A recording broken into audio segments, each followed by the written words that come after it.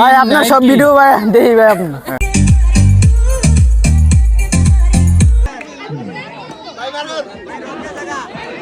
বাল গাজীপুর জিতবে ইনশাআল্লাহ।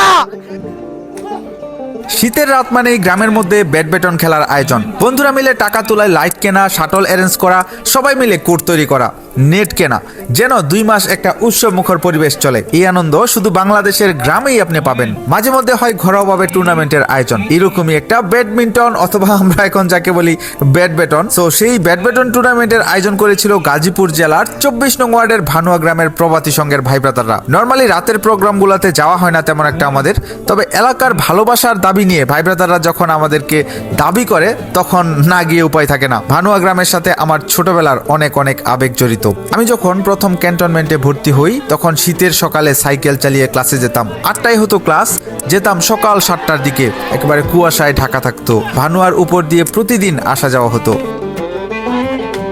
এই গ্রামের রাস্তার প্রতিটি কোণা যেন আমার মুখস্থ ছিল, অথচ এই রাস্তায় আসলাম প্রায় 15 বছর পর। ছোটবেলায় যেই চেনা মুখগুলো ছিল তখন এলাকার উঠতি বয়সী যুবক বড় ভাই, সেই ভাইয়েরা আজকে মঞ্চে অতিথি। আর যারা আমাকে দাওয়াত করেছে তারা একেবারেই নতুন মুখ, এলাকার ছোট ভাইয়েরা।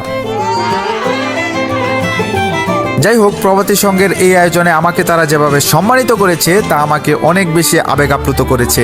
অনেক দূরে যাই খেলা কভার করার জন্য, বাংলাদেশের এই মাথা থেকে ওই মাথা যাই, অনেক বড় বড় একটা ভালো ডিল থাকে, ভালো অ্যামাউন্টের একটা টাকা আমরা পাই, কিন্তু এই খেলায় গিয়ে ভাই ব্রাদারদের থেকে যেই ভালোবাসা পাই এলাকার মানুষদের থেকে, তার মূল্য অনেক বেশি। আমি বিশ্বাস করি তারাই ভাগ্যবান যারা এলাকার মানুষের কাছে ভালোবাসা পায়, সম্মানিত হয়। আমাকে হয়তো আল্লাহ তাআলা তাদের মধ্যে একজন হিসাবে পাঠিয়েছেন, আলহামদুলিল্লাহ। আসলে এইখানে খেলা নিয়ে আলাদাভাবে বলার কিছু নাই, মূল ব্যাপারটা ছিল আমাদের এখানে যাওয়ার অভিজ্ঞতা কি ছিল সেইটা, আর সাথে দর্শকরা যেভাবে সাপোর্ট করছিল তা খুবই উপভোগ্য করে তুলেছিল পরিবেশটাকে। তবে আমি আশা রাখবো ভানুয়া মাঠে আগে যে বিশাল ফুটবল টুর্নামেন্ট হতো তা আরও একবার ফিরে আসবে।